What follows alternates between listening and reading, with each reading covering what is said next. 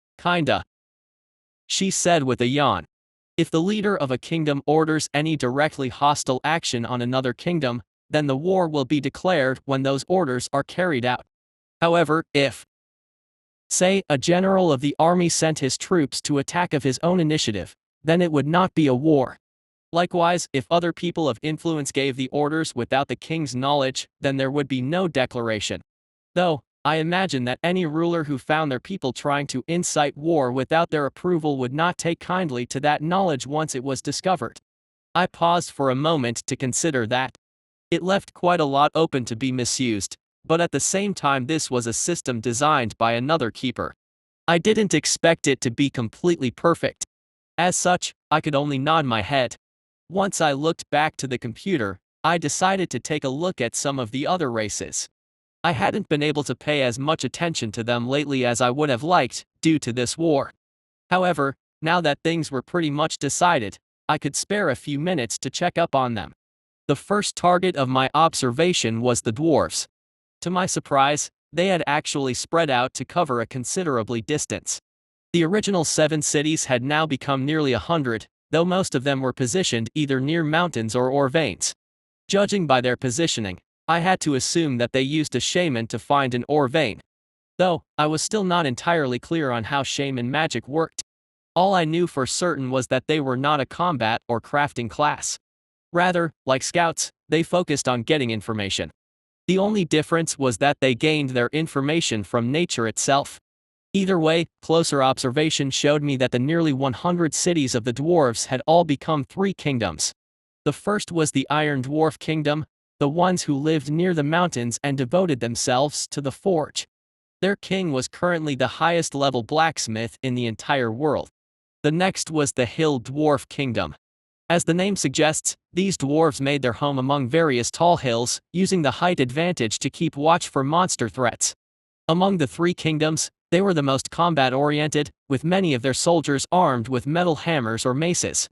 Well, I call them hammers and maces, but they are basically just misshapen lumps of metal on a metal stick. The third kingdom was called Finra.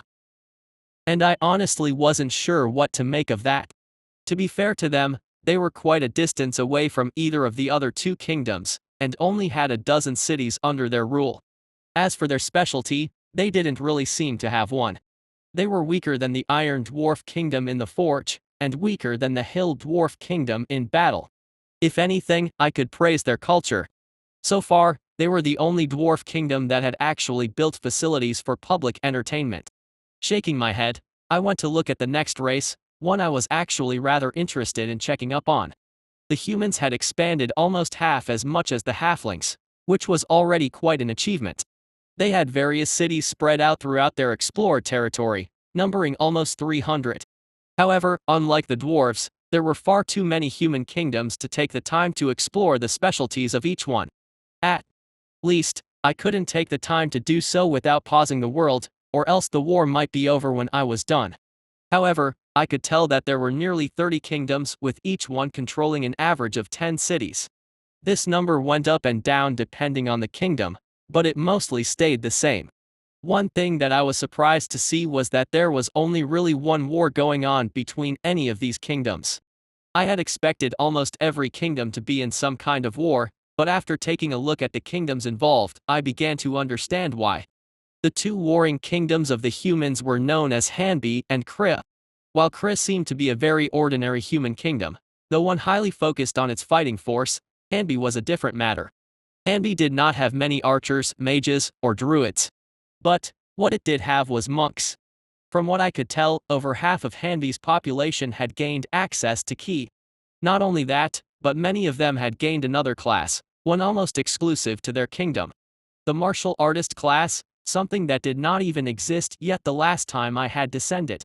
And naturally, the highest level martial artist was their queen, one who had the same name as the kingdom itself. Okay. I reached over and grabbed the piece of paper, writing a message to Bayana. Did you just rearrange the letters of your name when you made your incarnation? When I looked at the name of the kingdom and its queen, I couldn't help but immediately assume that it was Bayana, especially since she should be the best martial artist among the humans. A reply quickly came back to me through the paper. It's not like that. I didn't get to choose the name, they picked it for me. I could tell by the handwriting that she was giving a rushed response. That, or she really needs to practice her handwriting. Apparently, Hanbi is supposed to be a lucky name to them, so my mortal parents called me that. And your kingdom? I felt my lips tugging up into a smile as I wrote that down, planning to tease her a bit. Okay, that one is also really not my fault. The last king tried to push himself on me when he saw how strong I was. After I took care of that old man, everyone just made me queen. They even changed the kingdom's name. That's fucked up, right? Uh-huh. I wrote, nodding my head silently. So, why is the goddess of peace currently waging a war in the mortal world? This was the main part I was curious about. The rest of it was just me wanting to tease her. Ah. You found out about that, huh? That response came rather quickly, before more words began to appear below it. First, I'd like to say that they attacked first. They wanted to enslave my people to learn how we got so strong. That's why that war was declared, but I'm keeping on the defensive. From what I can tell, the other kingdoms seem to be pretty interested in it too, and are just waiting to see what happens. Just what happens when I'm not looking? I thought to myself incredulously. Apparently, Bayana had managed to not only become a queen, but gathered the attention of the other kingdoms on her and made herself a target. I thought you were planning to spread your martial arts teachings through your priests. I couldn't help but ask that after giving it some thought. I tried. Most of them couldn't understand my explanations. Right now, once I finish this war, I'm planning to send envoys from the kingdom to spread the teachings. I think that they will accept and understand it if I use both the priests and the envoys. She's totally going to go down in human history as a demigod of Bayana or something. I shook my head with a sigh. Thinking about it, Tubrok might even be an official of the Iron Dwarf Kingdom. The only reason that I didn't think he was king was because the current king looked way too old to be him. Well, let me know if you need any help. I wrote a final message to Bayana, before turning my attention away from the humans. Next up on my world tour was the elves, though for this I really didn't expect there to be any progress at all from Re1. Her incarnation should still just be a kid after all. What I found was pretty much the same as the last time I looked. Although they had added a few more cities, the elves had done very little in the way of exploring their territory.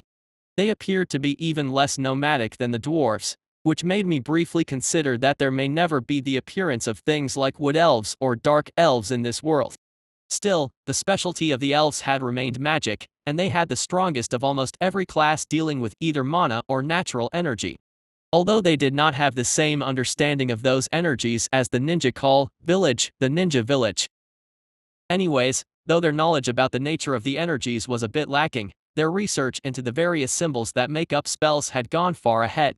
The elves, like the centaurs and halflings, only had one kingdom, the same one that had existed since the dawn of their civilization.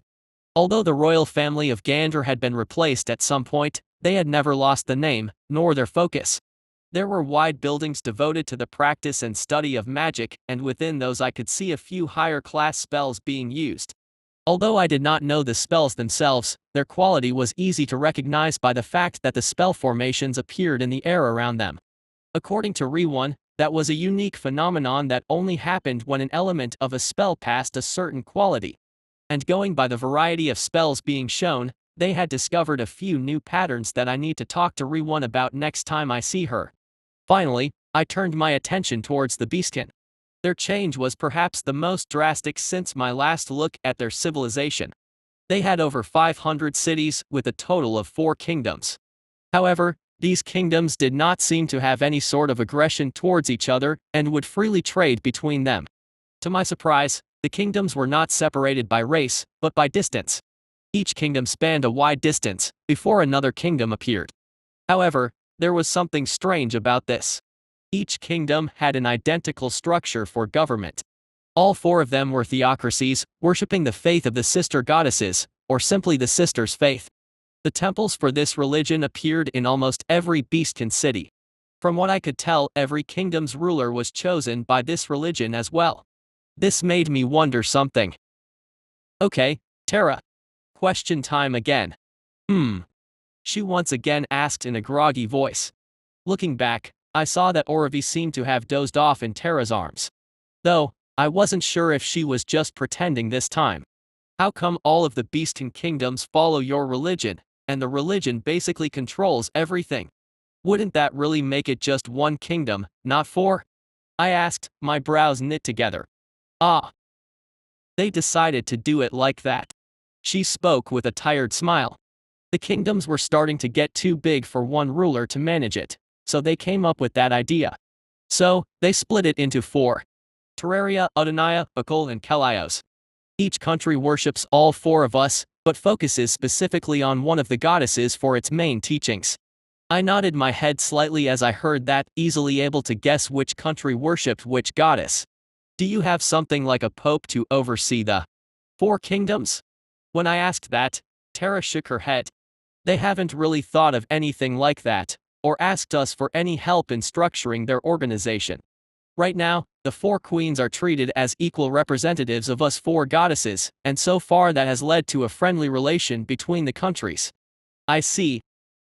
And the reason why Terraria is the closest one to the ninja village's forest? I asked, a wry smile on my face. Heh. I don't want them getting found too fast.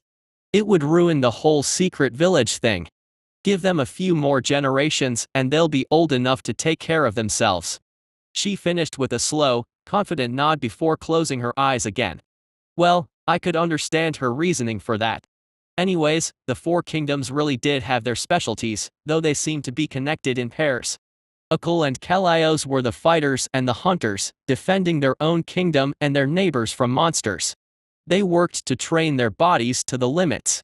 And, like with Handy, martial artists had begun to appear among the two kingdoms, though they were mostly limited to the Ursa for now. For Terraria and Udania, they focused more on culture and entertainment, while each also held a specialty of their own. Terraria had the most shamans and Udania had the most alchemists. Udania also had the only 3 clerics that currently existed in the world. Throughout these two kingdoms, there were many small theaters built to entertain the masses with regular performances. Altogether, the four kingdoms of the Beastkin held a special kind of balance where each supported the others. Honestly, if they really did come up with all of that on their own, I was impressed.